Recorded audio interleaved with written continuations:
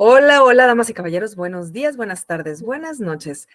Nos encontramos aquí con Hernán Garza, mi nombre es Julia Castillo y estamos en Dos Miradas, en donde vamos a hablar el día de hoy acerca de dos temas muy controversiales. Uno de ellos es el cártel inmobiliario y el otro es el Plan C.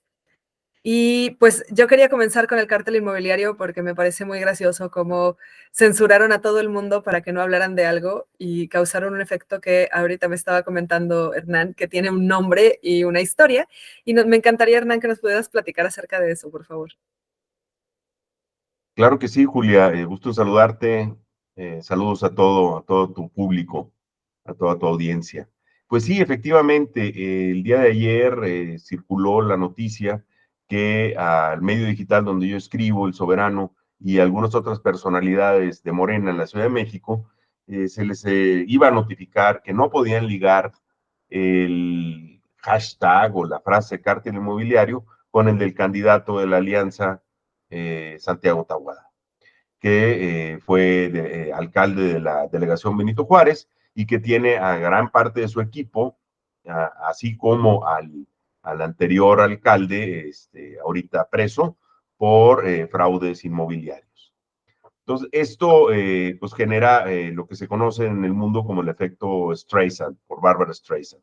Barbara Streisand demandó a un fotógrafo porque exhibió su mansión que tiene en Malibú en 2003, allá en la costa de California. Este era un documental o un archivo documental con 12,000 fotografías en las que mostraba los efectos de la erosión en la costa de California. Ahí se veía la casa de ella. Creo que ni siquiera él hizo la referencia de que era la casa de ella. Pero cuando vio su casa y se sintió a lo mejor vulnerada, demandó al fotógrafo por una cantidad millonaria. Evidentemente el juez, que son diferentes a los del Instituto Electoral de la Ciudad de México, consideró que esta demanda no procedía y obligó a que la actriz, la famosa actriz, compensara al fotógrafo con $150,000, que fue el equivalente a los gastos legales. Estamos hablando de 2003, creo que ya lo había mencionado. Desde entonces se le conoce así el efecto Streisand, cuando tú quieres censurar y acaba volteando todo el mundo a ver lo que no quieres que se mencione, ¿no? Es algo muy común. No sé si recuerdan algunos el documental Presunto Culpable, que fue producido por Cinépolis, con la idea de hacer un documental que se exhibiera de manera exclusiva en sus salas, o sea, algo donde un contenido mexicano se exhibiera en sus salas. Creo que era algo muy positivo. Pues bueno, al Poder Judicial no le gustó, entonces básicamente lo censuró y se convirtió en un éxito de los DVDs pirata en aquellas épocas, ¿no? Impresionante, o sea, fue lo más vendido, la más solicitada, todo el mundo lo quería ver. Entonces, lograron exactamente lo contrario. En vez de, digo, que permitir que la gente vaya y lo viera en el cine y pagara su entrada y pues todo lo que implica ir al cine, porque pues es carísimo, a acabar comprándolo en la piratería, porque pues no había otra manera de sacarlo adelante, pues por ahí se fue. Entonces creemos que este intento de desligar al anterior alcalde, hoy candidato, de los fraudes inmobiliarios en la delegación Benito Juárez, que están muy documentados, pues creo que está saliendo al revés. Se entiende también que la demanda la hizo él, no la hizo el PAN en este caso, ¿no? Entonces, pues tratando de evitar caer en algún tipo de violación a los mandatos del Instituto Electoral de la Ciudad de México, pues ya se están explorando otras maneras de referirse a este grupo delictivo y se ha pensado, pues, llamarlo la pandilla inmobiliaria. Miren esta imagen que está proyectándose, esto fue, es una imagen que sacó el periódico Reforma en primera plana, hace unos meses era todavía Santiago Taboada, el alcalde de la delegación Benito Juárez, y está toda la estructura organizacional que estaba o presa o fugada, ¿no? O sea, es una colección muy, muy grande de funcionarios públicos que estuvieron involucrados en este fraude inmobiliario, que incluía, entre otras cosas, copetear, como se le conoce ya públicamente, ponerle 2 o 3 o 4 o más pisos adicionales a un edificio, y con ese copeteo, pues es con lo que empezaban ellos a corromper, ofrecer un departamento en uno de estos pisos copeteados a alguien para que te diera el permiso, para que te diera no sé, la licencia de construcción, el permiso de conexión a la red de drenaje, etcétera, ¿no? Está muy, muy documentado, pero pues ahora no lo podemos ligar. Entonces, su nombre pues tendrá que ser ligado probablemente al partido. Por eso la pandilla inmobiliaria puede ser una salida elegante a esto, ¿no? Pero el efecto Streisand pues está por todos lados reflejado, ¿no? ¿Cómo ves, Julia? Ahorita aquí tengo bueno, me mandaste esta captura del Universal en donde dice que le prohibieron a personas en específico hablar de esto. Nosotros sí podemos hablar de esto porque básicamente nos ven 300 personas, pero creo que pues para que no nos metamos en problemas, aquí hay una forma de decirlo. No se dice, se El señala. lenguaje de señas, que además es un lenguaje muy inclusivo. Entonces, vale la pena que lo hablemos así y así también ayudamos a que la gente sordomuda se integre a la política nacional. A mí pues me dio mucha risa, la verdad, ¿qué te puedo decir? A ver, déjame ver dónde estás, porque ya te perdí que estás.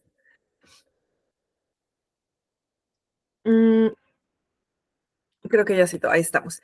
Pues a mí me dio mucha risa, yo lo escuché hace un par de días, creo que con Julio Astillero, y también un poco escuché con Julio Astillero el asunto que traen de ¿cómo se llama? Salinas Pliego, que traen un rollazo, o sea, están queriendo censurar a todo el mundo que hable en contra de ellos, pero ellos pueden hablar en contra de cualquiera, ¿no? Y es una cosa que a mí me llamó mucho la atención, cómo se ponen violentos. Justamente a esto me refiero con narcisismo político, ¿no? O sea, Santiago Taboada va y señala a Clara Brugada incluso de cosas que ella jamás ha hecho, y eso lo hizo en el último debate. Pero cuando se habla de él, ahí sí hay que censurarlos a todos y hay que callarlos a todos, ¿no? A mí me llama mucho la atención esa situación. Y pues nada, pues nada más me parece, me da mucha risa, honestamente me da mucha risa. Pues estas son nuestras autoridades electorales, Julia, que hablábamos un poco de ellas la semana pasada. Ahora, creo que probablemente la dedicatoria de esta censura sea específicamente para Clara Brugada para el próximo debate, porque si no tiene manera de hablar de nada relacionado con los fraudes de las alcaldías donde el candidato se ha desempeñado como servidor público, pues entonces le quitas argumentos.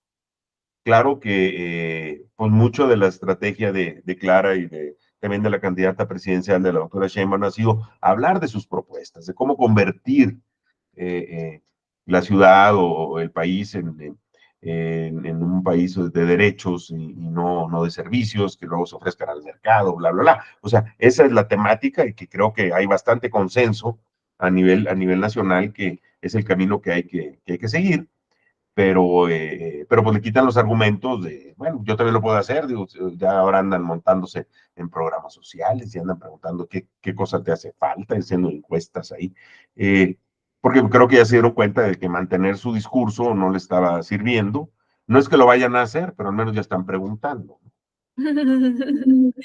Sí, no, pues es que no les interesa, o sea, a final de cuentas ellos tienen un objetivo muy específico, pero ya se están dando cuenta de que al final nosotros sí tendemos hacia lo social, los mexicanos sí tendemos hacia lo social. Y esto, pues lo que platicábamos la semana pasada, es que quizá en otros países de Latinoamérica esto no esté pasando.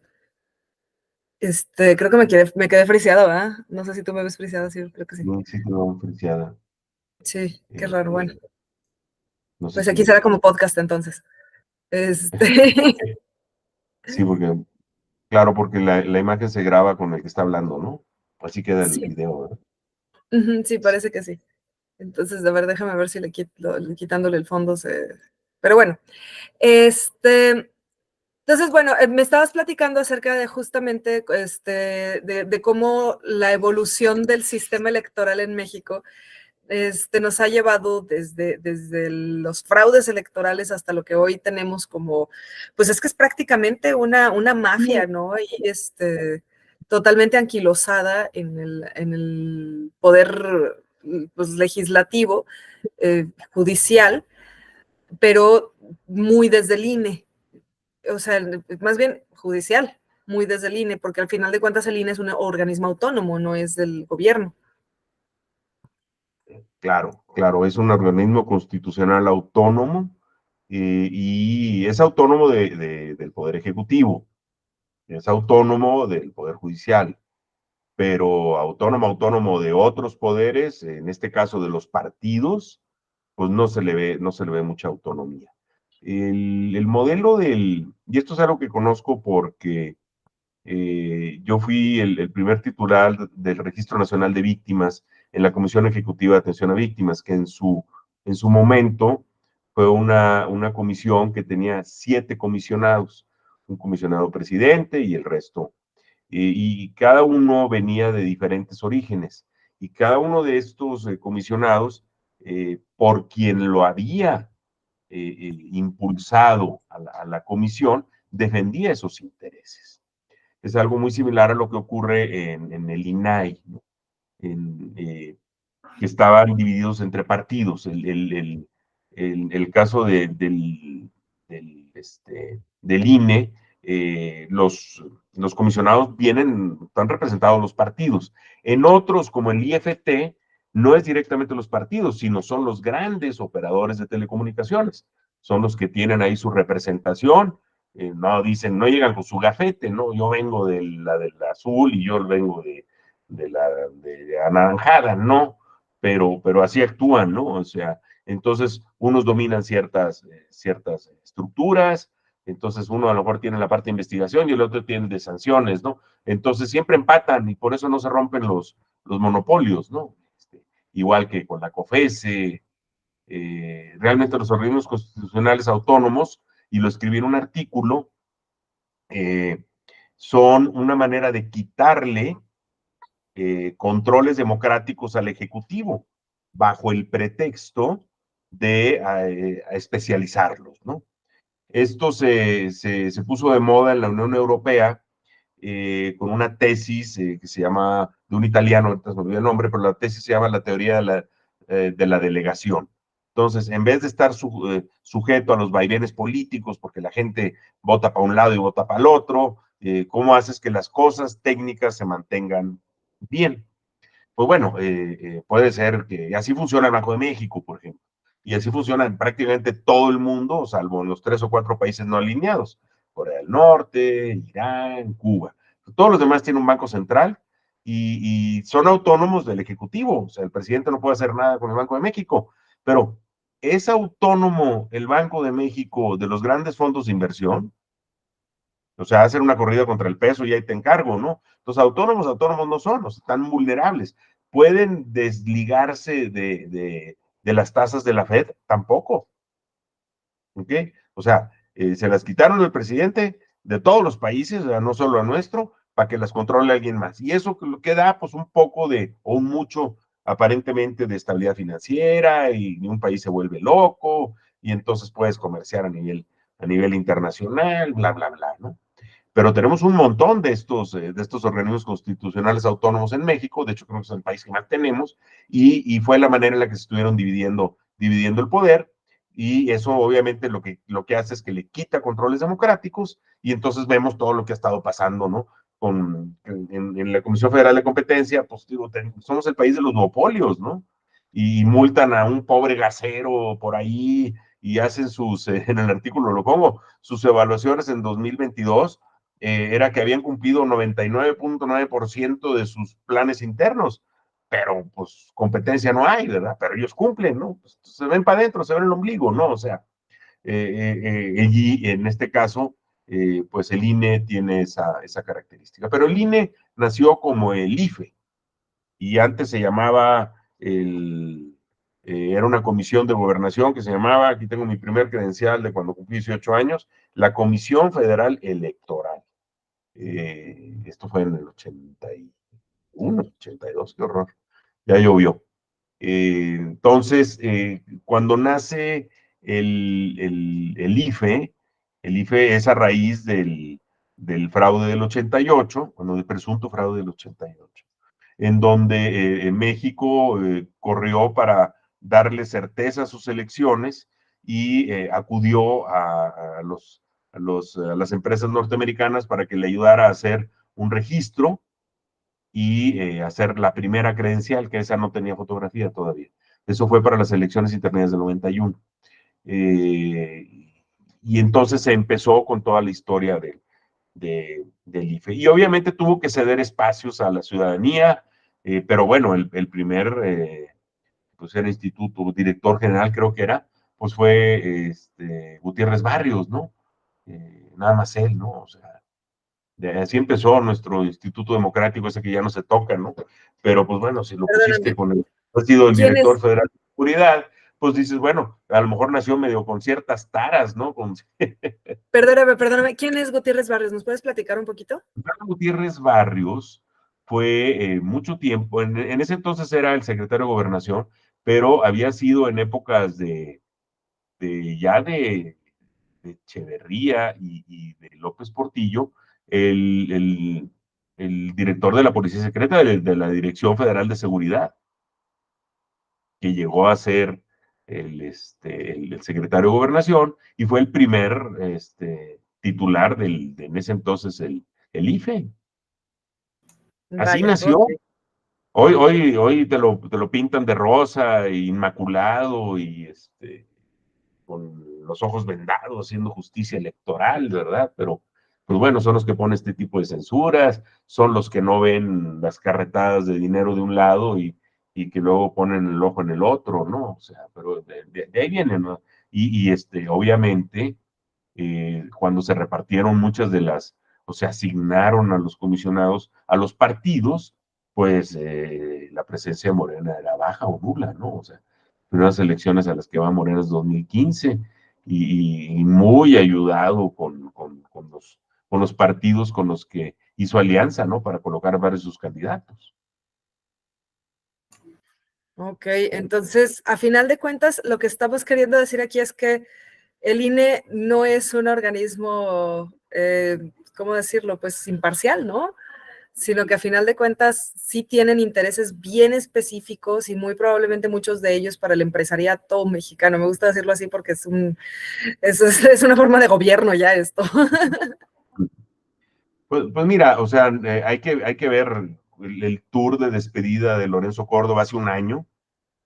Él dejó el cargo como comisionado presidente, creo que el 3 de abril de 2023, o sea, justo hace un año y unos días. Y previo a eso hizo una gira en Estados Unidos, claro, porque él era el comisionado presidente del Instituto Federal Electoral de México y lo obvio es que vaya a hacer su despedida a Estados Unidos. Y anduvo visitando estas organizaciones de las que hablé en el artículo que publicaste aquí en tu página, en el video la semana pasada sobre la Revolución Rosa, ¿no? ¿Qué pasó? Uno de las entidades a las que fue a visitar fue la National Endowment for Democracy, esta organización que nace dentro del Congreso de los Estados Unidos en las épocas de Reagan para darle cierto tipo de, de atributos que antes hacía la CIA, la Central de Inteligencia Americana, que ya estaba muy quemada de tanto golpe de Estado, de tanto magnicidio que había hecho por aquí y por allá. Entonces, le dieron ciertas tareas para golpes blandos, que era básicamente incitar a la revuelta, mediante fondeos a grupos de jóvenes que estaban inquietos, que querían democracia. Así lo hicieron con las repúblicas soviéticas. Eso que explico ahí en mi artículo y en otro documental que viene ligado, que está muy claro. Entonces, para allá fue Lorenzo, el comisionado presidente. ¿Por qué? ¿Por qué va para allá? ¿Por qué se despide yendo para Washington, no? Pues claro, porque si cuando nació el IFE le fueron compañías norteamericanas las que hicieron el registro, pues es porque hay una historia tremenda de 30 y pico de años en donde los norteamericanos se han preocupado por nuestro organismo electoral, por nuestras elecciones, por darle transparencia, que no pasen cosas raras, que puedan ellos controlar, etcétera, ¿no?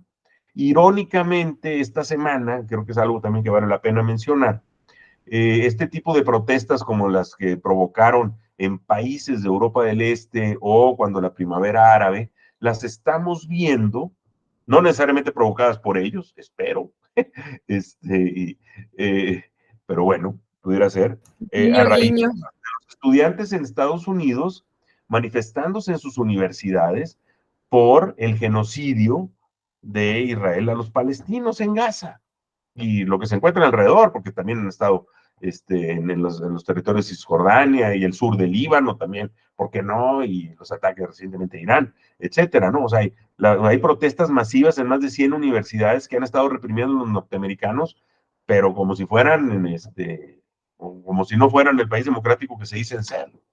Son impresionantes las imágenes, profesores, alumnos, golpes, arrestos, son una cosa impresionante. Coincide también con que esta semana, aparte de pasar una ley donde aprobaron seguir fondeando a Ucrania, seguir fondeando a Israel y seguir fondeando a Taiwán, o sea, los tres puntos donde se avisoran conflictos bélicos importantes, o ya hay, otra para pedirle a TikTok para que se desprenda de su filial norteamericana. ¿Por qué? O sea, ¿por qué? ¿Por qué van y se meten con un negocio bien establecido que tiene su base de clientes? ¿Será porque es la que no controlan, como controlan Facebook o Twitter? Sí, pues de hecho pasó con Huawei, ¿no? O sea, le hicieron más o menos lo mismo. Yo tengo Huawei y justamente ha sido un rollo para mí porque pues, no tengo los servicios de Google Play, porque decidieron castigarnos a nosotros como clientes una bronca que es una situación de que ellos no pudieron estar en la competencia. O sea, así es como funciona Estados Unidos con la censura. O sea, si no puedo contra ti, te golpeo, te mato, te desaparezco, ¿no? O sea, esa es su estrategia. uh-huh. Pues sí, sí, sí, sí. Entonces, toda esta semana vimos tanto estos fondeos y esta intención de desprenderle a TikTok de su filial norteamericana, a la vez que los estudiantes se alborotaron al estilo de las, eh, de las revoluciones de colores, ¿no? Que anduvieron inventando por ahí por todo el mundo, pues ahora como que se les está armando una. Ahora, no es la primera, ¿no? Digo, nos recuerda mucho el caso de Vietnam, esto que está pasando ahorita, ¿no? Las protestas en las universidades, pues llegaron a haber represiones sangrientas, sus estudiantes murieron, ahora pues, les está volviendo a pasar, o sea, lo pudieron controlar durante, échale, pues casi 50 años, ¿no? Pero pues ya volvió medio siglo después, se les salió de control el control que tenían sobre su población un poco más pacífica, un poco más tolerante a las atrocidades que anduvieron haciendo por el mundo, ahorita se les está saliendo otra vez de control. Pero pues ahora sí que el que hierro mata. Sí, no, y van a seguir, se les va a seguir saliendo de control porque tienen una situación muy fuerte, tanto, o sea, incluso con la situación alimentaria. Yo no sé exactamente qué está pasando en Estados Unidos, pero parece que están experimentando con su propia población. Y hay mucho caso de personas que, yo sé que suena raro, pero fíjate, hay mucha gente que estando aquí están sanos, se van a Estados Unidos, se enferman, se regresan a México, están sanos. Y entonces, donde viajan, se empiezan a dar cuenta de que se están enfermando cada vez que van para allá. O sea, algo le están poniendo a la comida. Incluso una persona me dijo que la carne les sabe a medicina. La carne en Estados Unidos les sabe a medicina. Entonces, o sea, algo están haciendo y yo no sé por qué ni para qué, cuál es el objetivo, pues están experimentando y eso les está haciendo que la gente se salga de control también, porque a final de cuentas, o sea, pues el comportamiento netamente es bioquímico. Entonces llega, y digo, y hay muchas muestras al respecto. Está, por ejemplo, este libro que déjame te lo enseño, está muy bueno, justamente habla de eso, ¿no? De cómo el comportamiento es bioquímico. Behave se Ahora, llama, se alcanza a ver. Ahí sí, estamos. ya, ok. Y habla Mm. justamente de cómo el comportamiento es bioquímico, ¿no? Y cómo todos tenemos determinadas formas de proceder de acuerdo a la bioquímica que tengamos en el momento en nuestro cuerpo. Y pues a cómo funciona nuestra neurología. Entonces, de pronto, ellos mismos están haciendo muchas cosas, no es nada más los levantamientos, pero a final de cuentas sí están teniendo ya, se les está empezando a regresar y ya no lo están pudiendo controlar y pronto van a caer. O sea, China está muchísimo más estable que ellos, por ejemplo, en general económicamente, incluso en sus sistemas, tanto de seguridad como de salud, están bastante más estables que Estados Unidos. Incluso nosotros estamos más estables que ellos. Cosa rarísima, ¿no? Ya tienen una situación muy fuerte, en donde pienso que esto ya tiene que ver con que en algún momento no tuvieron la posibilidad más bien en algún momento quisieron tener la posibilidad de mantenerlos a todos bajo control, pero pues es que son personas de todos modos y no pueden, o sea, su sistema ya no tiene la capacidad para para controlar a la gente. Pues algo raro está pasando porque con las opciones políticas que tienen ahorita, aunque no es la preocupación del americano promedio las elecciones, lo que estamos viendo con el espectáculo del juicio a Donald Trump y, y Biden, que sigue saludando a su amigo imaginario, de repente, ¿no? Pero por otro lado, pues todas estas manifestaciones en sus universidades. Acaba de estar en estos días el secretario este, Anthony Blinken en China. Y hoy por ahí circula un video donde Xi Jinping le dice, ojalá que Estados Unidos empiece a hacer lo que dice, porque dice una cosa y hace otra. Y podemos ser muy buenos socios, pero pues necesitamos entender cuál es el plan, ¿no? Pero si están soltándole dinero a Taiwán, se lo están soltando a Ucrania o se lo están soltando a Israel, o sea, ¿por qué esos tres países? ¿Por qué no le dan dinero para armamento a, qué sé yo, Angola? No sé. No, o sea, los puntos neurálgicos del planeta ahorita están, desde luego, en Ucrania, ahorita en el Medio Oriente y Taiwán, poquitito comparado con nosotros, pero creo que lo de Ucrania es obvio, no puede de aquí a que lleguen las elecciones, no puede perder Ucrania, no puede ganar Rusia, porque imagínense el papel del presidente, entonces va a hacer todo lo posible del presidente Biden para que se mantenga al menos hasta el día de las elecciones en noviembre, ¿no? Ya después pues contarán otras historias, ya pasó en Saigón, cuando les deje de interesar, pero pues ahorita lo tienen que mantener. Y luego cuando ese deje de ser un tema importante, pues ya canalizarán el dinero, pues a lo mejor más para Taiwán, o a lo mejor más para el Medio Oriente. Ojalá no se les ocurra regresar a Centroamérica como en los ochentas, ¿no? Porque pues, nos queda aquí muy cerca, pero y obviamente estabiliza la región, pero pues se le han pasado estabilizando regiones históricamente, ¿no? Sí, ¿no? Y pues a ver cómo nos va, porque a final de cuentas sí nos ven como amenaza. O sea, ahorita estamos tomando más soberanía que en cualquier otro lugar. Realmente México ha crecido mucho con este gobierno y la gente está, hasta, o sea, en otros países están hasta sorprendidos. De pronto yo manejo mucha gente de muchos países y vienen y me dicen, es que tu presidente es horrible. Y yo así, ¿de qué estás hablando? O sea, no manches, o sea, estamos cada vez mejor, estamos cada vez más estables, las personas están teniendo trabajos que antes no podían tener, ahorita el sueldo mínimo ha subido mucho. Me dice, es que la inflación también, o sea, sí, pero el sueldo mínimo ha subido con la inflación, no como antes, ¿no? Que subía la inflación y no subía el sueldo mínimo. Claro, no, no, no, y las cifras de empleo, Julia, ok, tenemos nada más afiliados al IMSS y pagando cuotas, 22 millones de derechohabientes. El sexenio empezó con menos de 20, o sea, creció más del 10%. Y el salario promedio de los que estábamos contribuyendo en 2019 era 9,000 pesos al mes, ahorita está en 17,000, 16,900 y cachito. Y ese salario promedio es relevante porque tiene que ver con la reforma de las pensiones, porque cuando se habla de recibir el 100% de tu salario es hasta el salario promedio. Más que muchísima gente que gana 6,000, 8,000, 12,000 pesos, ¿no? Entonces, eh, la idea es nivelarlo con lo que sea el promedio. Y obviamente, si buscamos el bienestar de todos, pues ese promedio irá subiendo hasta que sea digno. ¿Ok? Sí, Eso no, es lo que se está.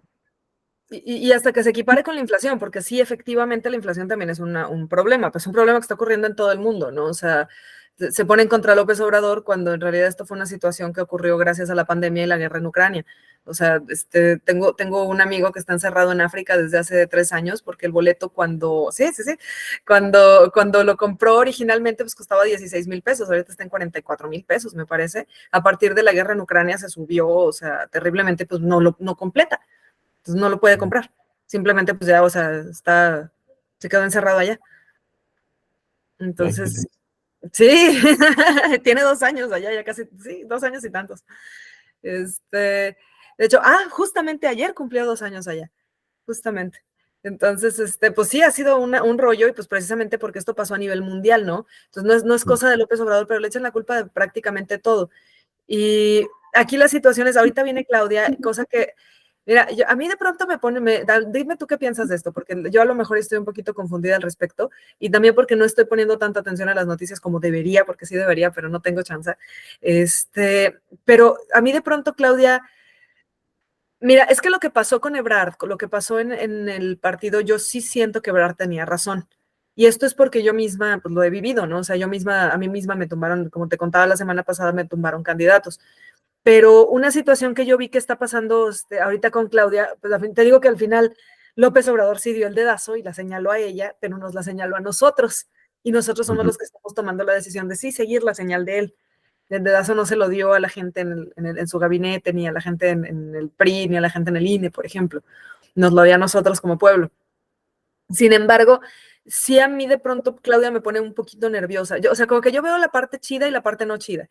Y la parte chida a mí me gusta mucho que ella ha hecho arte, ha hecho cultura, es científica, o sea, a mí eso me emociona mucho, pero de pronto también, pues al mismo tiempo, o sea, no sé si has visto mi documental completo porque sé que es muy largo, pero, o sea, tiene por ahí sabemos que la gente de batas blancas tienen cierta forma de pensar y yo no sé si haya gente coludida, porque, pues, por ejemplo, en el CONACYT todavía hay personas de las que estuvieron haciendo muchos daños y muchas alianzas con farmacéuticas en sexenios anteriores, ¿no? Y pues ella también trae pues, en su futuro gabinete a personas que no están como, no sé, o sea, como que sí suena la campanita, como Harfuch, ¿no? Que ya parece que lo quiere meter de secretario de seguridad, no se sabe bien, pero a mí de pronto Claudia me pone algo nerviosa por eso, por sus alianzas con determinados grupos, y ahora sí me voy a ver muy jalife, pero con sus alianzas con, pues sí, con los judíos, ¿no? Pues ella es judía, pero pues de pronto, o bueno, hasta donde tengo entendido, no estoy segura de cómo está la cosa ahí, pero hasta donde yo entiendo ella es judía o tiene alianzas con el pueblo judío. Y pues tiene alianzas con algunas otras instituciones discretas, por decirlo de alguna manera, que quizá en ese sentido, más que ponerme nerviosa, me da tranquilidad, pero pues también de pronto sí hay intereses en esas mismas instituciones. Entonces, yo no sé ni qué pensar, o sea, yo estoy nerviosa, voy a votar por ella porque plan C, pero sí me pone muy nerviosa la situación y de pronto yo no estoy segura de si confiar ciegamente en esta candidata que de pronto pues sí es la que sí nos la están imponiendo porque no nos queda de otra, o sea, porque no hay nadie más. O sea, yo sí la veo y digo, creo que es la única que no parece payaso de los tres, o sea. Es la única que de verdad no parece que esté jugando. Maines parece que está jugando. Y Xochitl, bueno, no, ni siquiera sé si decir algo, ya la pobrecita mujer, de veras pobrecita. Déjame tratar de comentar lo que dices con una perspectiva más amplia, Julia. Por favor. Cuando tú quieres hacer una transformación pacífica, necesitas involucrar a un espectro enorme de personas, intereses, grupos nacionales, internacionales. Lograr el consenso de la masa crítica te habilita para lograr transformar las cosas, ¿no? Tratar de ser o analizar a las personas por todo su pasado y con todo lo que trae, pero es que una vez dijo que o se le conoce por o tiene este tipo de afiliación, ¿cabe o no cabe dentro de un proyecto político? Yo creo que depende de las ambiciones del proyecto político. Y mencionaste ya el plan C, y bueno, ese era el otro tema de nuestra plática hoy. El plan C básicamente es una aspiración de Morena a no solo ganar la presidencia, ganar las gubernaturas que están en juego, ganar todas las candidaturas donde han presentado candidatos, vaya la redundancia, y no solamente ganar la mayoría simple en las cámaras para preservar control del presupuesto, sino se puso la meta, el partido del movimiento, de obtener la mayoría calificada. La mayoría calificada implica, en términos más o menos de votos por la proporción de votos que votan por el presidente, que te puede arrastrar a cierto número de, de diputados y senadores, a que la doctora Sheinbaum saque 3 millones más de votos de los 30 que sacó el presidente. O sea, es un proyecto muy ambicioso. Y eso ha implicado abrirse a otras opciones políticas y económicas con la idea de obtener esta mayoría calificada para poder pasar las reformas que no se han podido pasar o incluso que habiendo pasado leyes, el Poder Judicial ha echado para atrás. Entonces, digamos que el primer objetivo del plan C es tener esa mayoría calificada para poder hacer la reforma judicial, para poder apalancar más las reformas que se hicieron para la soberanía energética, para impulsar esta reciente ley de la alimentación adecuada y el gas y sustentable. Entonces, se necesita el equivalente a un constituyente, a un congreso constituyente. Los congresos constituyentes es algo de lo que voy a ahondar ahorita, implicaron que personas de diferentes grupos se pusieran de acuerdo para escribir una constitución o para modificarla. Y a lo largo de nuestra historia ha habido varios movimientos de esos esfuerzos constituyentes. Pues pensemos después del Grito de Dolores en la Constitución de Apatzingán, de Morelos, luego llega el ejército trigarante, se declara la independencia, no hay mucho escrito ahí, pero se logra sacar en 1824, ya una vez que sale Iturbide, la primera constitución, digamos, ya mexicana, con ese carácter, porque ya éramos una república, más bien ahí éramos un imperio, ¿no? Ahí se establece la república. Luego está la del 57, en donde hombres como Juárez, como Lerdo de Tejada, Melchor Ocampo, intervinieron, que hicieron un gran avance contra con lo que había hecho la del 24. Luego está la del 17, producto de la Revolución Mexicana, y que agregó otras cosas, entre ellas la reforma agraria, etcétera, ¿no? Y luego pues, ya ha habido muchos cambios en la Constitución, pero nada tan fuerte como ocurrió con el Pacto por México. Este Pacto por México, si recuerdan, es el que anuncia el día que toma posesión Enrique Peña Nieto, en donde básicamente todos los partidos se unen para hacer las reformas estructurales, mismas que algunas se echaron para atrás, como por ejemplo la reforma educativa, que fue una de las promesas de campaña de Andrés Manuel López Obrador con el sindicato de los maestros, que había sido, entre otras cosas, hasta reprimido y habían muerto varios de sus miembros en la masacre de Nochistlán en 2015. Esa la echaron para atrás. La reforma energética se pudo hacer algunos cambios, pero ocurrió algo así.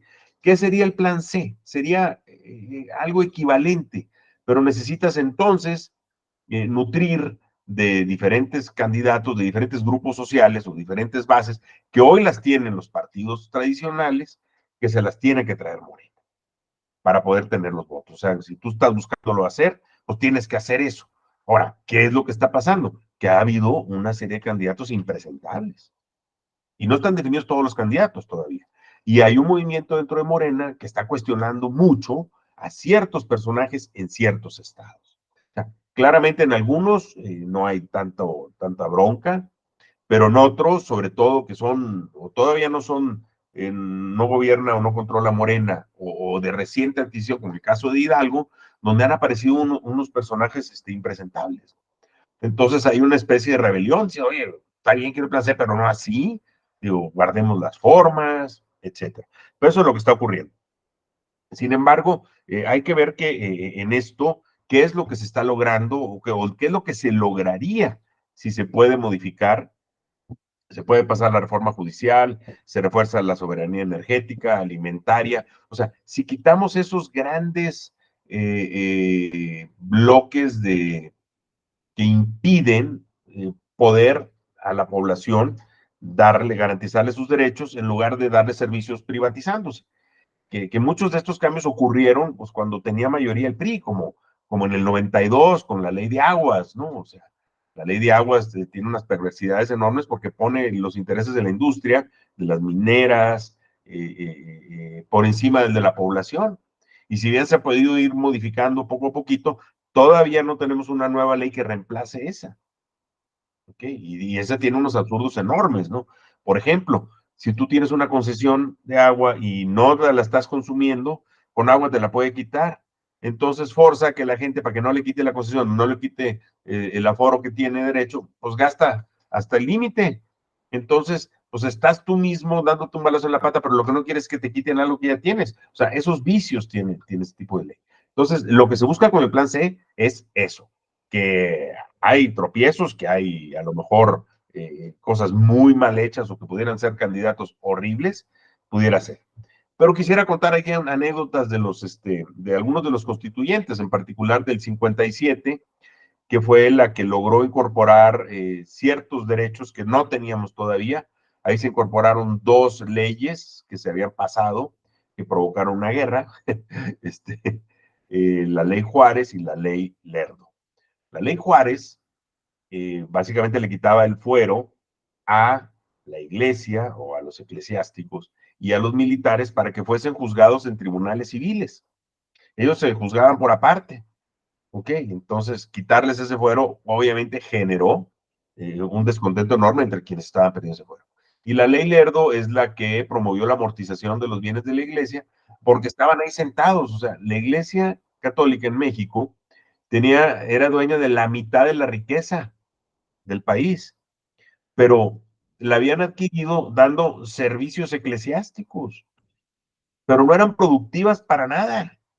O sea, te habías hecho la mitad de la riqueza cobrando por un bautizo, y te cobro por un matrimonio, y te cobro por enterrarte, y te cobro por perdonarte los pecados. Y entonces, pues era pues un negociazo, pero además muy improductivo, porque no hacía nada, no construían un clavo, un ladrillo, hacían iglesias a lo mejor, ¿no?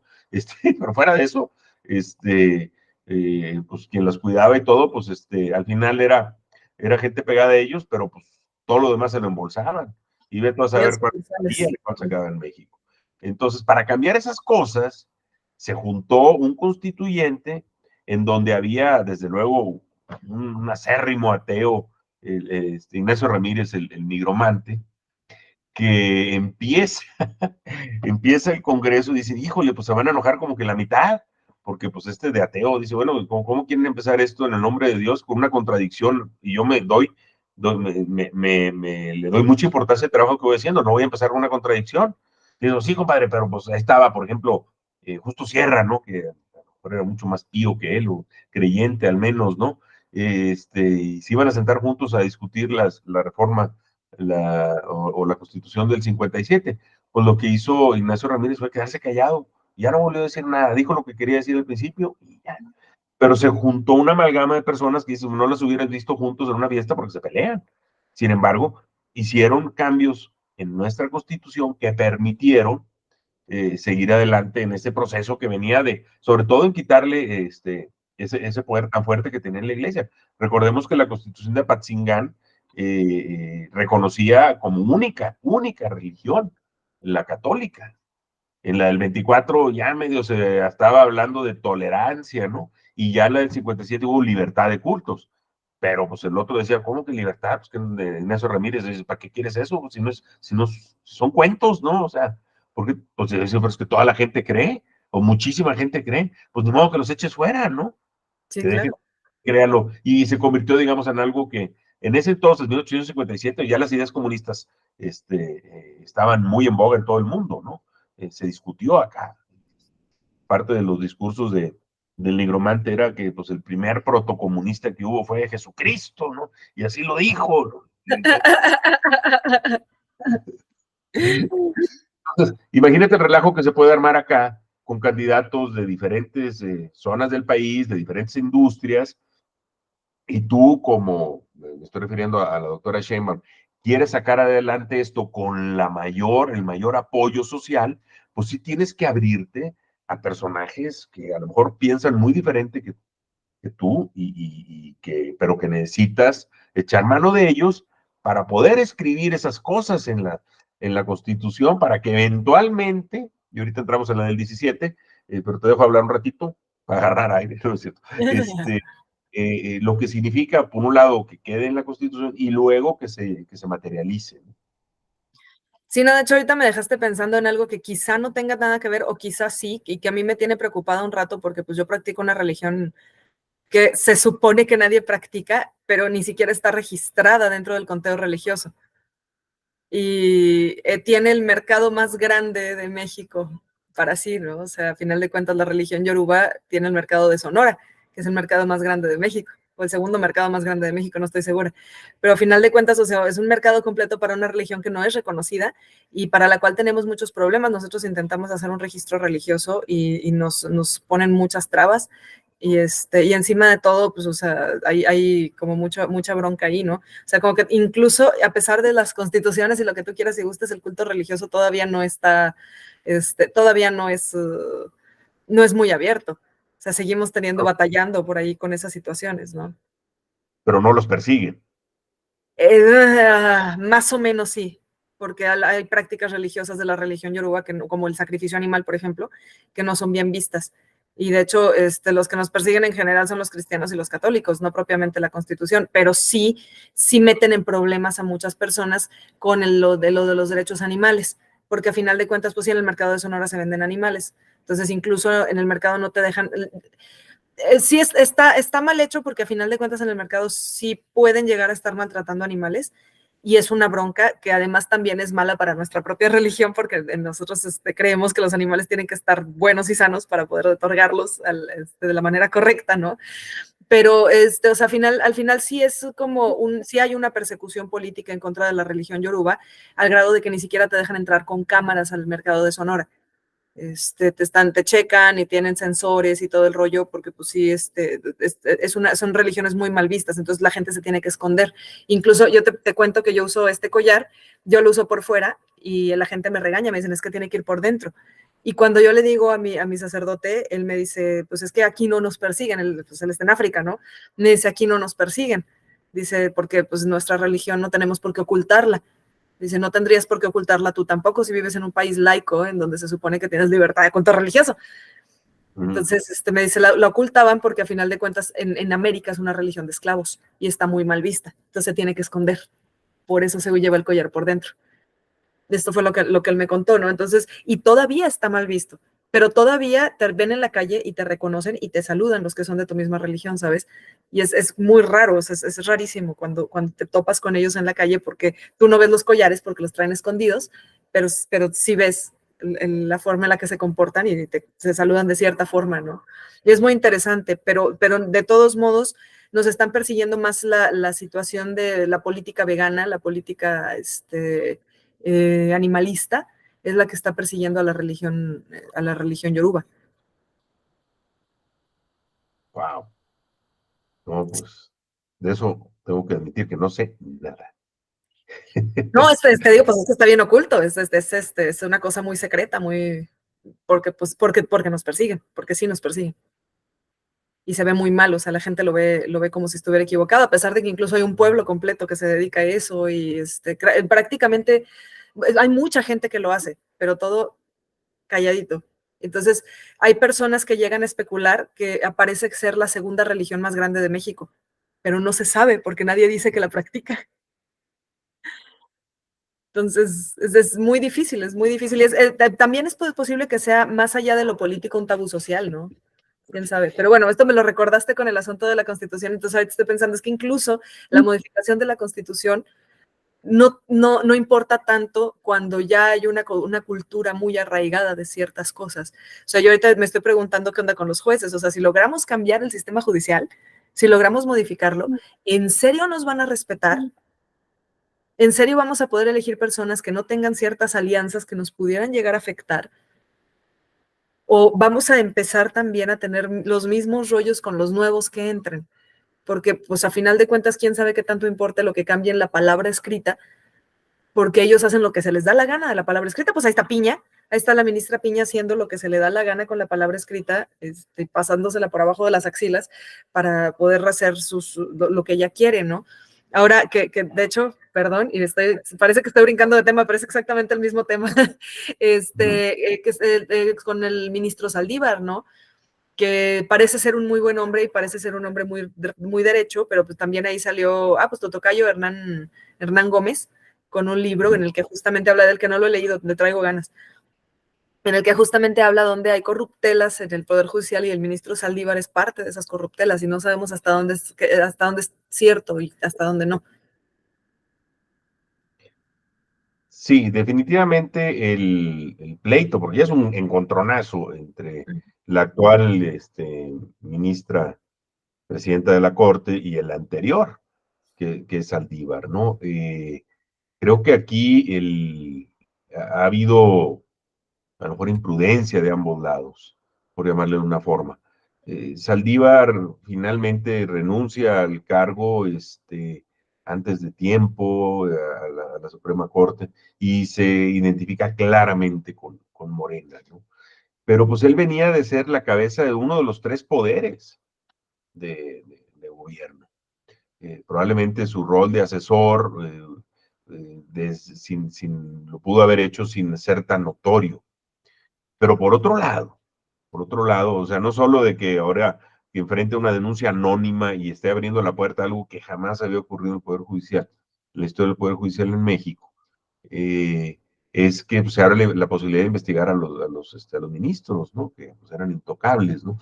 Entonces, yo creo que parte de lo que estamos viendo aquí, independientemente de quién hizo qué, es que pues está llegando a sus límites este poder, o sea, se la han pasado soltando a personajes de muy alto perfil y tenemos a Israel Vallarta, 18 años ahí sin sentencia, ¿no? Y tenemos, no sé, el 50% de las personas que están en la cárcel en la misma situación.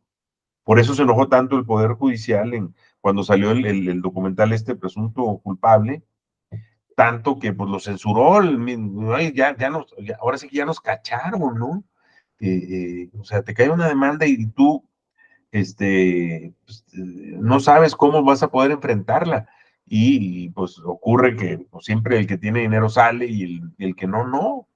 Entonces, pues es tremendo lo que ocurre. Entonces, si ya se están perdiendo las formas, que creo que es lo que está pasando, obedece a eso, a que está llegando ahí un límite y eso es realmente lo que está en juego. Entonces, ¿seremos capaces de admitir a gente que habló mal de nosotros en el pasado con tal de cambiar la ley, con tal de hacer esta reforma judicial? ¿Lo aceptará el grupo más fuerte de Morena para darle adelante o no? Y si no se logra el plan C, ¿se podrán hacer las alianzas necesarias para sacar adelante la reforma? Eso es realmente lo que está pasando. Y tercero, ya una vez que esté la reforma, si pasa y cambia, ¿cuánto tiempo nos lleva a implementarla? Porque eso es algo que puede tomar mucho. Y entonces voy a entrar en la plática de la Constitución del 17. 1917, Congreso Constitucionalista en Querétaro, misma fecha que la del 57, 5 de febrero, sale. ¿Qué incluye, entre otras cosas? Por ejemplo, el derecho a la educación. 3 años después, con todo y que se levantaron los sonorenses contra Carranza y lo mataron y pasaron un montón de cosas, nace la Secretaría de Educación Pública, que en 50 años, o sea, de 1920 a 1970, le impulsó inicialmente José Vasconcelos, logró alfabetizar al país. 50 años.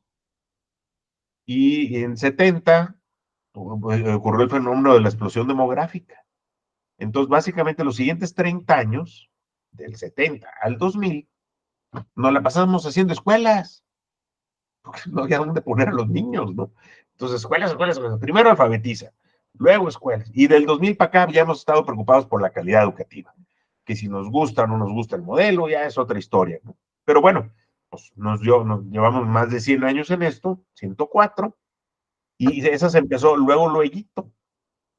La reforma agraria era otra de las grandes cosas que venían en la Constitución del 17.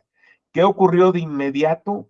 sobre todo alrededor de donde estaba el ejército de Emiliano Zapata, se pudieron entregar tierras, pero prácticamente no pasó de ahí. Hasta Cárdenas pudo retomarse el tema de la reforma agraria. ¿Quiénes lo impedían? Pero estoy hablando de que en el 17, el 20, 21, pues lo que se pudo haber logrado, y luego estuvo parado hasta el 36, 16 años para que se soltara algo más de tierra, y llegó hasta un lugar, ya no, para Sinaloa eso no pasó, llegó hasta La Laguna, si acaso, tu estado. Por ejemplo, en el documental El Ingeniero sobre la campaña de la candidatura del 2000 de Cuauhtémoc Cárdenas, hay unas escenas cuando va a la laguna y no tiene idea cómo lo quiere, cómo lo recibe, porque su padre había hecho la gran repartición de tierras ahí, ¿no? Pero pues para el norte no pasó, Sinaloa, Sonora, lo que ocurrió allá fueron que les dieron presas y los latifundios ahí siguen, o sea, no se repartió mucha tierra. Y bueno, ve las historias de los indios, ¿no? Mayos y yaquis, cómo les fue. Entonces, la reforma agraria tuvo un límite. Otra que tomó muchísimo, pues fue todos los derechos laborales. Se cambió la ley federal del trabajo, pero ¿cuándo nació el IMSS? Que es lo que le garantiza los derechos de salud y la pensión a los trabajadores de la Constitución del 17, 1946, Julia. 30 años para que se hiciera algo. ¿Quiénes estuvieron impidiendo esto? Los empresarios y los norteamericanos. Ellos no querían que eso pasara. Claro. Y finalmente Manuel Ávila Camacho lo saca en el 46. Que era, pues, o sea, ni siquiera le toca a Cárdenas. Cárdenas no pudo.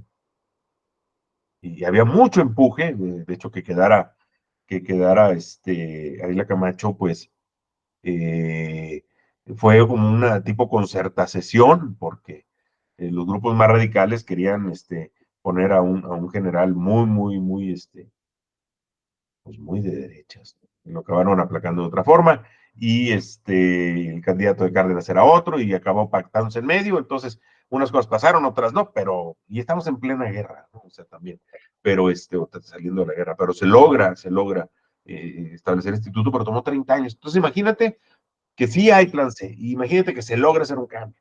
Si nos vamos a tardar 100 años en implementarlo como la SEP, o si nos va a tomar 16 años para echar a andar la reforma agraria, o nos va a tomar 30 años como el Seguro Social. Entonces, que las personas que estén impulsando este plan C tienen que verse como personas que ven más allá de su tiempo, tienen que trascender su tiempo, tienen que darnos esos cambios en la Constitución, en las leyes que nos rigen, para que se puedan habilitar otras cosas. Entonces, sí se tienen que ver como alguien que no está en el momento nada más, tienen que aprovecharlo para lograrlo, porque no creo que esto se pueda repetir dentro de 3 años. Lo veo muy complicado. Ok, sí, yo también. Pero es bueno, yo me pregunto qué nos garantiza que esas personas por las que vamos a votar van a apoyarnos en el plan C a la hora de la hora, ¿sabes? Eso es lo que a mí me pone muy nerviosa. Sí, el famoso lilitellazo. El famoso Lilitellazo, efectivamente. Sí, pues no sé, es parte de la responsabilidad de los que están ahí, y hay que hacérselos ver, ¿no?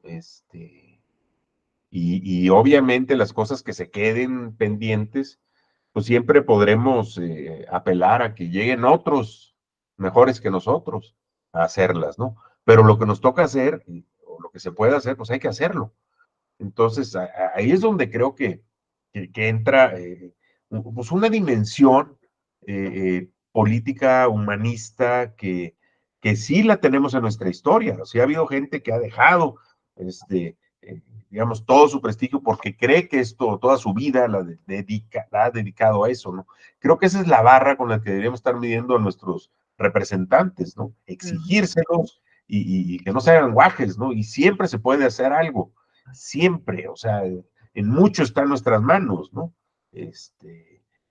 Pero hoy se están dando circunstancias que no habíamos visto yo en mi vida, punto. Ujú. Sí, pues lo que me decías la vez pasada, ¿no? O sea, es una cosa que se da me dijiste cada 50 años, algo así me dijiste, ¿no? Pues sí, o sea, si vemos los cambios en estas constituciones a lo largo de nuestra historia, desde la de Apatzingán, 1811, creo que fue, a la fecha, 200 y pico de años y llevamos la de Apatzingán. Hoy no fue, porque pues todavía estaba la guerra de independencia, la del 24, la del 57, la del 17, y bueno, toda la época del mayoriteo del PRI, pues se hizo con lo que quiso con eso, ¿no? Hasta que pues dejó de funcionar. Y se ocurrió el Pacto por México y esta posibilidad del plan C para hacer cambios, ¿no? Los hubo al principio de este sexenio, hubo posibilidad de cambiar ciertas cosas, no se pudo cambiar todo, es muy riesgoso cambiar todo de raíz, aunque se tengan los votos también, o sea, hay cosas para las que no está preparada la sociedad y luego te puede salir de las peores historias. Es un poco lo que quiso hacer Salvador Allende en Chile. O sea, sí, ganó, pero ganó con el 30% de los votos, ¿no? Entonces había mucha gente que estaba descontenta. Claro. Tenía los elementos para hacerlo, sí, se lanzó con todo y la reacción fue brutal, Sí. Sí, brutal. pues Entonces, no lo puede hacer digo, solito. Es ahorita, gracias a Dios, irresponsable. se tiene una mayoría bastante fuerte, ¿no? O sea, somos muchos, lo que te platicaba hace rato, ¿no? De que me escriben así, de que lástima que seas obradorista. Y pues yo me río porque no soy obradorista, ¿no? De hecho, tengo ahí mis meollos con el caballero desde hace mucho, pero, o sea, sí, sí ha sido una situación de que no nos queda más. Ahorita no nos queda más. Yo lo siento un poquito como la firma de la sirenita. No sé si ubicas esa escena de la sirenita, en donde de repente le dice, no dudes más y firma ya, y ella cierra los ojos y firma.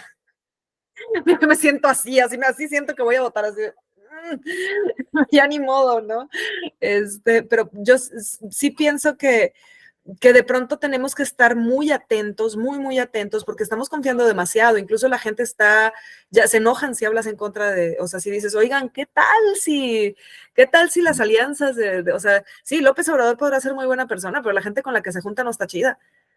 O sea, hay mucha gente de la que se junta que tienen, o sea, incluso han hecho fraudes fiscales bastante severos. Y pues sí ahorita no tengo los nombres porque no me acuerdo, soy muy mala con eso, pero, o sea, yo sé que hay mucha gente que se ha juntado a lo largo de la historia de López Obrador con él, que han hecho bastantes fraudes fiscales y han tenido pues, mucho movimiento ahí de empresariales que pues no son adecuados, no son correctos. Y de todos modos, pues ahí están y él los respalda. Incluso, pues él dice que Salinas Pliego es su amigo, cosa que a mí, o sea, así veces, ¿por qué amigo? O sea, yo no sería amiga y si lo hubiera sido en algún momento lo dejaría de ser, ¿no? Por los comportamientos que está teniendo. Entonces, yo me pregunto, ¿por qué sigue sosteniendo que son amigos? Así, de pronto asustan ese tipo de cosas. Y de Claudia Sheinbaum realmente no sabemos, o sea, digo, yo conozco a algunos de sus amigos porque también son mis amigos, pero no, o sea, y por eso te digo, ese es el tipo de cosas que me hacen pensar, bueno, sí confío en ella, pero también, o sea, me levanta a mí las antenitas y me hace creer que tenemos que estar muy alertas y no dejar que cualquier cosa que pase, o sea, no permitírselos y levantarnos inmediatamente, ahora sí que soltar al tigre, ¿no? Como dice López Obrador, porque pues no podemos estar aquí viendo desde atrás de la reja mientras ellos hacen lo que se les da su gana con el país y por lo tanto con nuestras vidas, porque pues así de eso se trata precisamente. Sí, pues, yo creo que así, firmar sin ver, estamos probablemente en la época en la que menos está pasando, porque ha habido una capacidad de comunicar lo que se quiere hacer y también una capacidad de desinformar brutal, pero que no ha funcionado. Y es un fenómeno global también, ¿no? O sea, las fake news y la era de la posverdad no la inventó México ni la inventaron nuestros medios tradicionales, ¿no? El Brexit ocurrió de una forma impresionante y el triunfo de Donald Trump también utilizando lo que podían sacar de información de redes sociales para mover condado por condado para sacar los votos, una cosa impresionante. Entonces tenías que manipular nomás a los del pueblo y tenías sus vectores de qué cosas reaccionaban y se fueron con ellos en las épocas de Facebook, o sea, fue hace menos de 10 años, pero, pero pues Ujú. pasó recientemente y estamos aprendiendo a vivir con esto, pero por otro lado, el otro día le hizo una entrevista a la doctora Sheinbaum, ¿quién se la hizo? Que le preguntaba, ¿vas a ser mañanera o no? y dice, bueno, pues es que digo, el tamaño de lo que tengo que hacer, ¿no? Entonces, dice, necesito estar en comunicación constante y diaria con la gente, sí, Sí. pero pues el señor presidente es un historiador, o sea, pues, se van a aburrir con ella hablando de, no sé, de cambio climático, no sé, o sea, este, y en ese proyecto el presidente ha generado este conocimiento de estas historias que, del país y de nuestros héroes, estos procesos que las ha ido utilizando a favor y en contra. Digo, que le diga amigo o no a Ricardo Salinas Pliego, hoy vi un meme, porque la verdad es que creo que es la manera en la que él le gusta manejar estas comunicaciones para los fines que está queriendo lograr. Nunca has tenido un amigo que se enoje cuando le cobras.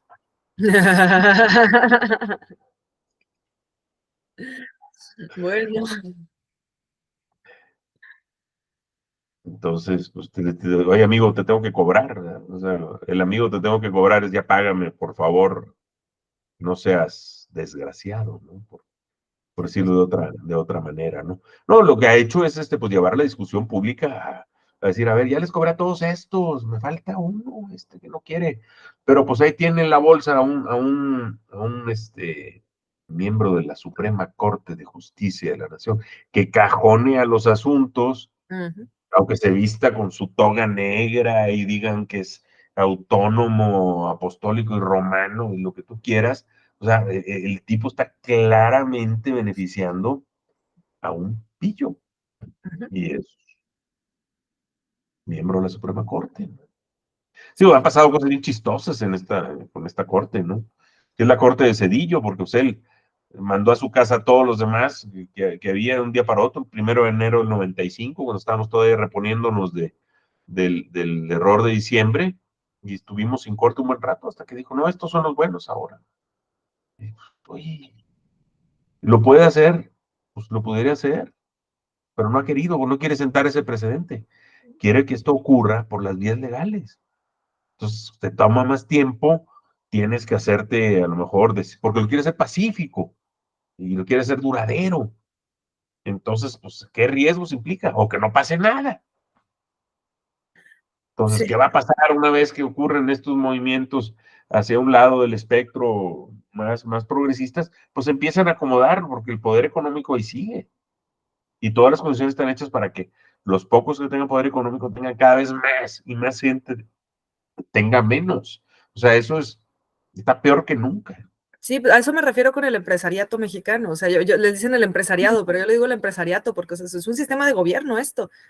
Tal cual, o sea, están precisamente porque tienen cooptado al Poder Judicial, entonces pueden hacer lo que se les dé la gana. Estaba viendo el otro día una imagen de una proyección de crédito de Salinas Pliego en donde la gente pide 4,000 pesos y termina pagando 14,000. Imagínate ese nivel, o sea, y el tipo va y se burla en redes sociales y la gente lo apoya y le aplaude y van a sus fiestas y, ay, jajaja, reparte dinero. Pues sí, mi amor, o sea, ese dinero lo reparte del que le quitó a tu tía, del que le quitó a tu prima, del que le quitó a tu marido, o sea, es tu dinero, no de él, o sea, él se ha hecho rico, de hecho, él no se ha hecho rico, o sea, él ya nació rico, él es un junior que no sabe cómo hacer dinero. El otro día quiero ver un documental que no logro encontrar porque es un nombre muy raro, de un chavo que decidió renunciar a todo su dinero. Y porque dijo él, les voy a demostrar cómo se puede hacer uno millonario en un año. Y me parece que en el día 101 o 102 simplemente se rindió. Dijo, no saben qué, o sea, me estoy muriendo de hambre, ya no puedo. No sabía lo que implicaba, ¿no?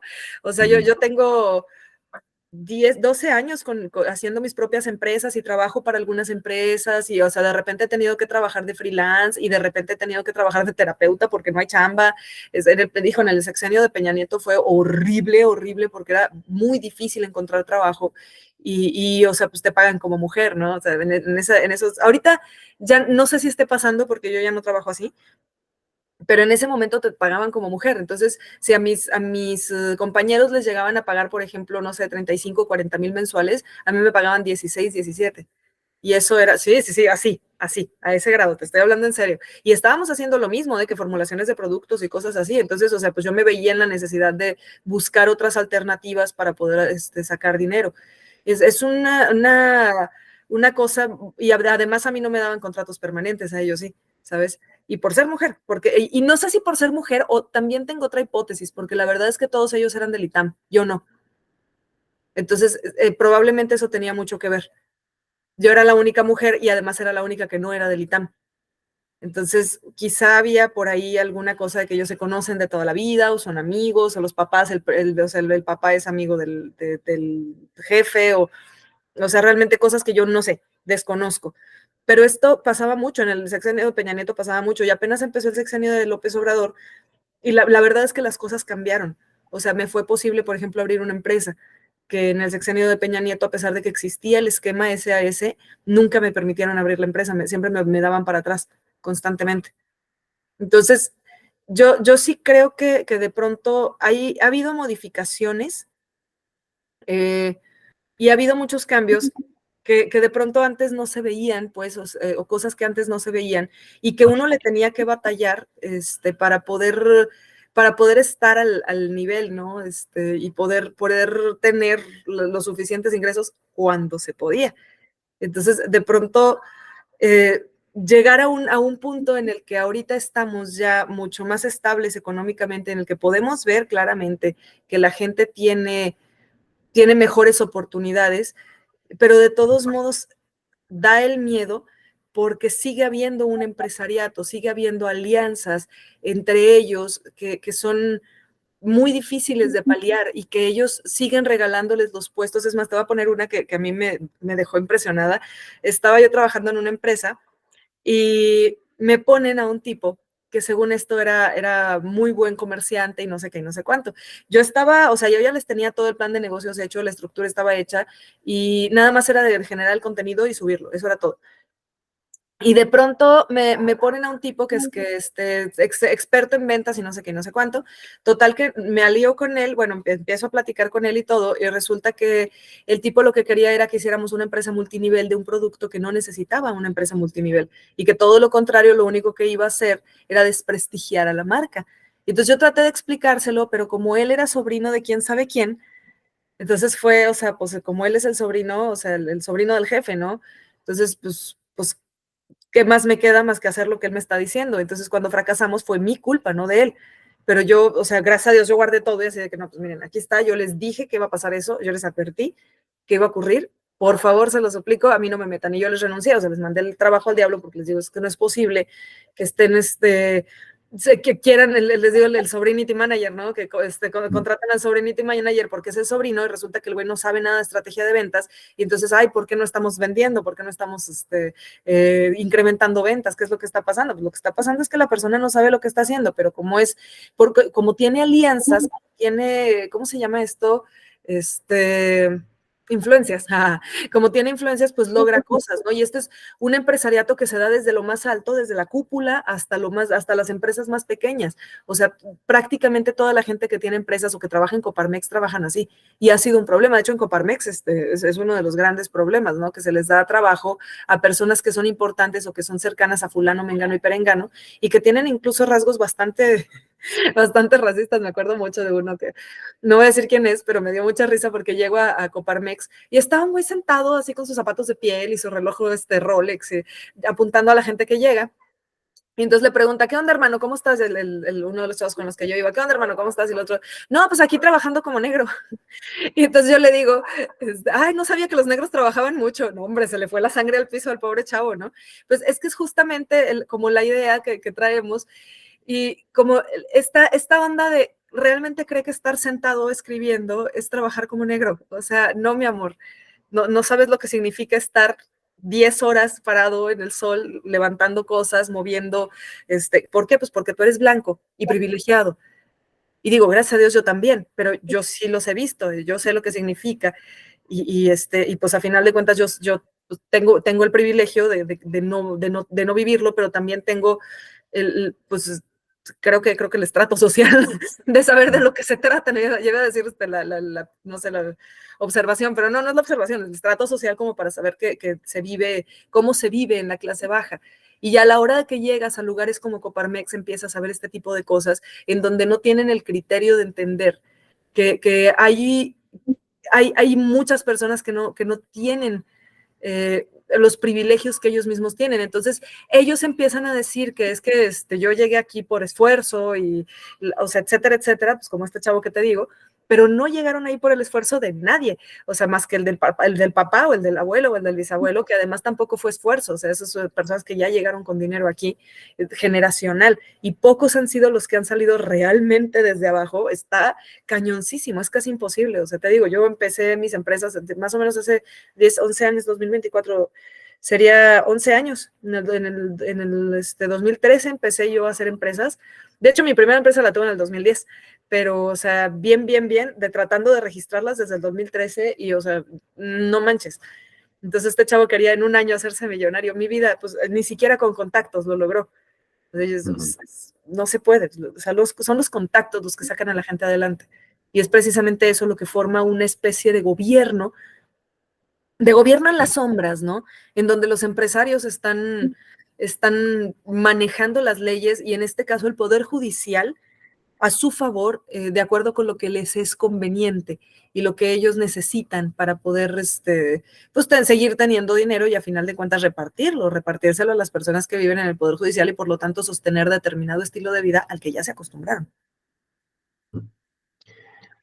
Creo que la movilidad social pues, tiene muchas barreras y también creo que tenemos suficiente registro de qué manera las grandes empresas han ido comiéndose a las medianas y pequeñas por diferentes métodos, algunos muy crueles, ¿no? Por ejemplo, endeudar a sus proveedores para luego acabarles comprando su negocio o desaparecerlos, ¿no? Y entonces se van integrando verticalmente. Eso, digo, es un fenómeno de capitalismo, no tiene que ver específicamente con otra cosa. Y lo que acaba ocurriendo entonces es que se crea una clase, así como tuvimos a la iglesia, ¿no? Que tenía la mitad de la riqueza, además no la movía y no producía un clavo, pues ahora tienes una clase capitalista mundial que son aquellos ejecutivos que se cambian de país y van depredando el país que pueden, llevándose los modelos de negocio con los que depredaron otros. Y se les premia muchísimo, pero son unos cuantos, ¿no?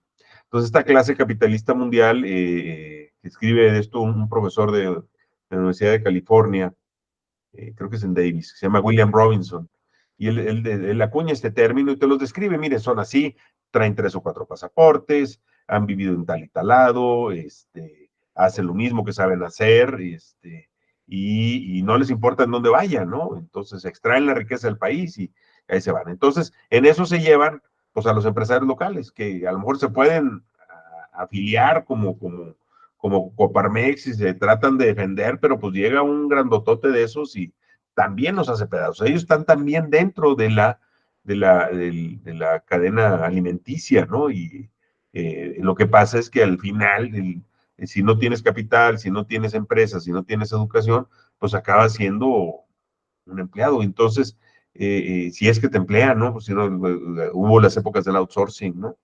Entonces, las políticas públicas que han protegido al asalariado, por eso han tenido tanto éxito, Julia. Por eso la gente está conforme con las cosas que está viendo, porque además de que le cae dinero al bolsillo y ves que lo mencioné hace rato, el salario promedio de la gente que está en el IMSS está ganando casi el doble, el promedio, eso también ha jalado a los informales, ¿no? Y el incentivo para estar informal es cada vez menor, porque por otro lado estás viendo que se están dando otro tipo de beneficios asociados a estar cotizando en el IMSS, entonces la gente ya no quiere trabajar. Menos gente está dispuesta a seguir trabajando en esos esquemas, ¿no? Es lo que puedes hacer en toda esta vorágine del capital que compra y vende empresas y todo. El problema es que no es solo con el trabajo, el medio ambiente es lo mismo. ¿Qué hacen las empresas para que no las multen? Pues para eso están los jueces. O sea, esto es la película del Padrino. O sea, cuando se enojan con él, las otras familias, oye, don Corleone, tú tienes a los jueces, yo quiero a los jueces. O sea, espero que no nos censuren por eso, pero es una película de Hollywood. Los jueces han sido fundamentales para proteger los negocios. Todo el tema del lawfare ha sido una estructura que se sustenta en las Supremas Cortes de los países para hacer golpes de Estado, como lo hicieron en Bolivia, y como se lo hicieron a Pedro Castillo en Perú. O sea, eso está latente ahorita. O sea, eso, ¿quiénes son estas estructuras? Pues son los poderes judiciales. Y en México, los Estados Unidos, sus embajadores y sus espías han estado pegados al poder judicial porque ese es, digamos, el último árbitro. Bueno, ganan las elecciones el que sea, no importa. Financiamos a los legisladores, ay, no importa. Porque a la mera hora saben que, si me meto en problemas, pues ahí están los jueces. Y por eso nadie vota, nadie los ve, nadie sabe quiénes son. Lo que pasa es que ha hecho el presidente, pues ya les puso el foco encima. Dicen, miren estos señores, ¿no? Esta señora, ¿no? Entonces, ahora por fin los ven. Oye, existen los jueces, los del Padrino. ¿Te acuerdas de aquella película del Padrino que hablan de los jueces? Pues aquí tienen nombre y apellido. Sí. Y ya nos los puso. Porque ya no puede hacer más, o sea, si garantiza derechos laborales, si garantiza el acceso a una alimentación sana, adecuada y sustentable, eh, este, pero siguen estos echándole para atrás la soberanía energética, la soberanía alimenticia, porque están protegiendo los intereses de las grandes empresas que llegaron aquí junto con todo el modelo de desarrollo de Estados Unidos a partir de la Segunda Guerra Mundial y no se diga a partir lo que se llamó el nuevo orden mundial que ocurre cuando cae el muro de Berlín, que ese estuvo mucho más salvaje, ¿no? Fue tremendo, fue cuando empezaron también la cumbre de Río de Janeiro del clima, fue en 1992, o sea, antes de, cuando había Guerra Fría, no había de esas cosas, ¿no? Había investigaciones y todo, pero no había cumbres. Llevamos haciendo cumbres del 92 y nomás hemos hecho cada vez echado más este, CO2 a la atmósfera, pero eso sí un chorro de cumbres, ¿no?